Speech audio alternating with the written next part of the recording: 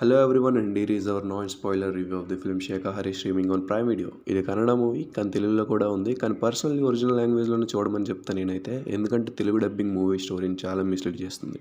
ఇంక ఇవన్నీ వద్దు, సినిమా ఎలా ఉందని అంటారా? నాకైతే నచ్చింది రియల్లీ. ఆ క్లైమాక్స్ చూసిన తర్వాత ఇంత డార్క్గా సినిమాలు ఎలా తీస్తారో బాబు అనిపించింది.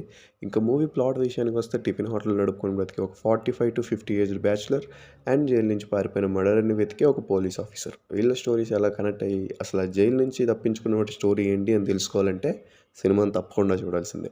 మూవీ స్టార్టింగ్లో మనం పెద్దగా కనెక్ట్ అవ్వకపోయినా మెయిన్ ప్లాట్ ఇంట్రడ్యూస్ అయ్యాక టెన్షన్ని బిల్డ్ చేస్తూ సినిమాకి హుక్ చేస్తారు డైరెక్టర్ సందీప్.